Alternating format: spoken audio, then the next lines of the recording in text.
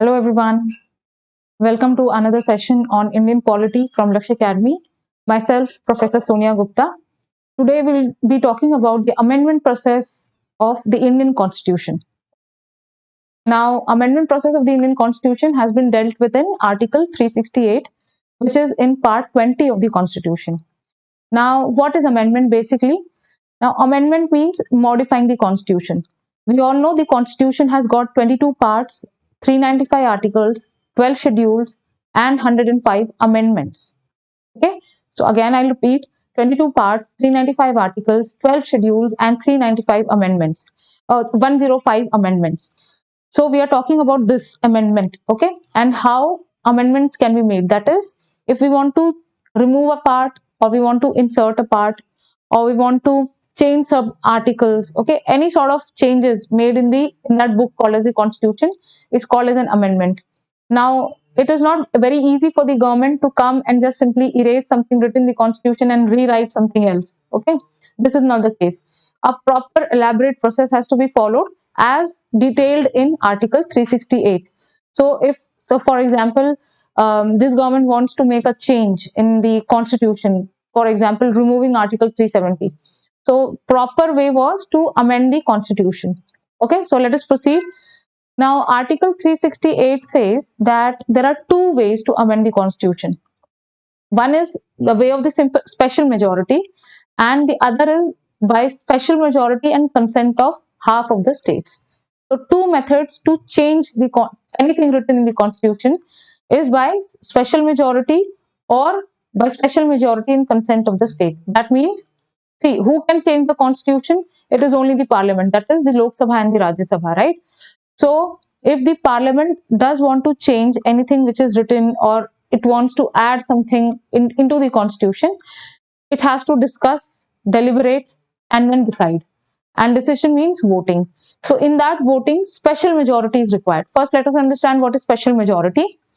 Now, special majority means 2/3 of the members present in voting, which should be equal to or more than the members which are totally present in the house. Okay, so special majority means 2/3 of the members present and voting.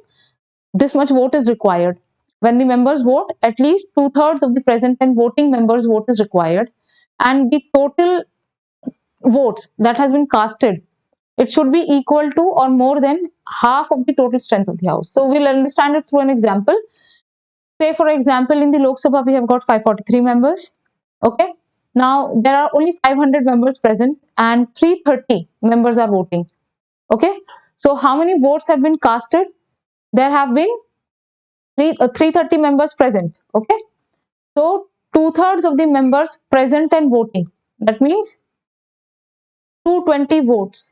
Okay, this has been casted in favor of the amendment, and it should be equal to or more than half of the strength of the house. Now, what is half of the strength of the house? So, total strength of Lok Sabha is 543. Half of the strength, which will be equal to approximately 272. Okay, so if 2/3 of the members present and voting cast a yes vote, so here 220 members have casted a yes vote, it should be equal to or more than 272. In this case, it is not so. So even if 220 members have casted a yes vote to go for an amendment, the amendment won't be possible because they have not crossed the benchmark of 272. Okay, in the second scenario, if suppose 543 members in the house are there are 500 members present, 450 are voting. So out of these 450 votes, 2/3 should be yes votes. So what is the 2/3 of 450? It is 300. Of course, 300 yes votes are more than 270 of the benchmark votes, right? So in this case, the amendment would get passed. So here we have understood what is special majority. Special majority is that when members start to vote, okay, 2/3 of their votes should be yes, and those yes votes should be equal to or more than a benchmark of votes, which is 50% of the total strength of the house. So here we have taken the example of Lok Sabha. Okay, we have taken statistics from Lok Sabha. Now let us move backwards. Okay, we were talking about the ways to amend the Constitution as written in Article 368. So in Article 368, two ways. First is through special majority. That means both in the Lok Sabha and the Rajya Sabha, the amendment bill will be discussed. For example, 104th amendment bill. Okay, it will be discussed, then it will be put to vote. Members of Lok Sabha and Rajya Sabha will vote. And what is the strength of the votes required? It is special majority. I hope so this part is clear. Okay, now mostly all the provisions of the constitution can be amended through special majority only. Okay, there are few provisions which require consent of half of the states also. So the provisions of the constitution which affect the powers of the constitution, they need consent of the states to be amended.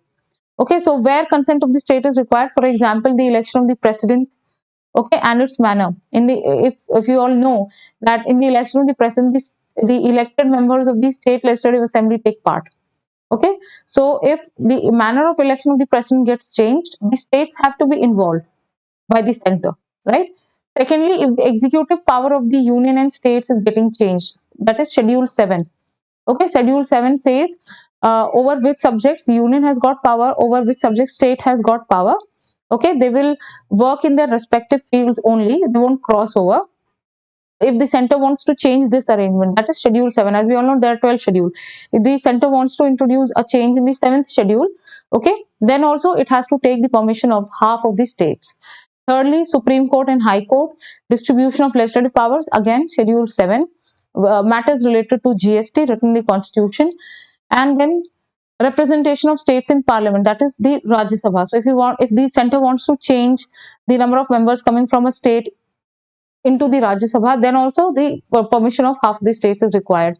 And to amend Article 368 itself, that means if the center wants that the constitution should be amended easily, so what will it do? It will just amend Article 368, right? In Article 368, that entire constitution can be amended by the parliament through simple majority.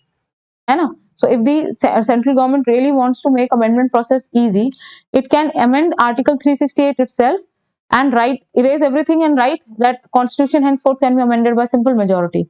However, Article 368 itself states if the center wants to change or the parliament wants to introduce any changes in Article 368 itself, it has to take consent of half of the state. That means the process becomes difficult. Okay, so Article 368 states two methods. One is the method of the special majority. That means only the parliament can change these provisions of the constitution, and that was through a higher vote in both the houses, Lok Sabha and Rajya Sabha. Mostly all provisions of the constitution need a special majority to be amended.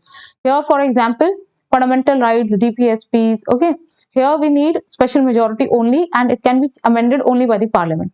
But there are certain provisions in the constitution which affect the powers of the state. So when the parliament wants to change those provisions, the consent of the state would be required.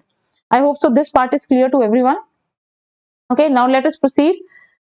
See, we just talked about what is the process for amendment as per Article 368. So there are two processes, but then the constitution gives another way of amending the constitution. It is the way of the simple majority. Okay, it is not mentioned in Article 368. It is not, Article 368 only gives two ways. Now, certain provisions can be amended by simple majority also. Okay, it is not mentioned in Article 368, but wherever simple majority is required, it will be mentioned. For example, Part 1 of the Constitution, Article 4, it states if the Parliament has to utilize powers from Article 2 and 3, okay, and amend the Constitution, it can do so only by a simple majority. A special majority is not required.